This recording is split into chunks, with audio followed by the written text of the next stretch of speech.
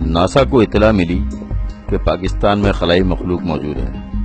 یہ اطلاع ایک اہم ترین غیر اہم آدمی نے دی تھی۔ یہ بھی بتایا تھا کہ وہ خلائی مخلوق سے تنے تنہا مقابلہ کر رہا ہے۔ اس اطلاع سے دنیا بھر میں ہلچل مچ گئی۔ بریکنگ نیوز کا طوفان سب کو بہا لے گیا۔ سب سناٹے میں تھے۔ ناسا نے اپنے نمائندے پاکستان بھیجے۔ اس آدمی کو ڈھونڈا گیا۔ جلد ہی وہ مل گیا۔ شہر شہر گھوم رہا تھا۔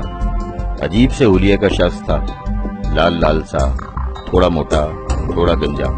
ناسا کے نمائندوں نے اس سے پوچھ گچھ کی، کیا واقعی آپ خلائی مخلوق سے مقابلہ کر رہے ہیں؟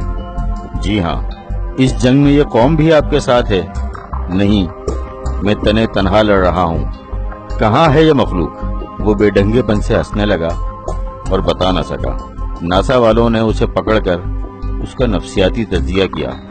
معلوم ہوا کہ وہ خود کو حاکم اعلیٰ سمجھتا ہے۔ جسمانی تجزیہ کیا۔ معلوم ہوا وہ جسمانی طور پر نااہل ہو چکا ہے۔ دماغی تجزیہ کیا تو وہاں صرف ایک جملہ گونج رہا تھا، مجھے کیوں نکالا؟ ماہرین نے جب اس آدمی کی زبان کا تجزیہ کیا تو حیرت انگیز انکشاف ہوا۔ اس آدمی کی زبان پر کچھ خاک چپکی ہوئی تھی۔ اس خاک کا تجزیہ ہوا تو معلوم ہوا کہ وہ کسی کے جوتوں کے تلووں کی خاک تھی۔ وہ جس کے جوتوں کی خاک چاٹ چاٹ کر بڑا ہوا تھا، اسی کو خلائی مخلوق کہہ رہا تھا۔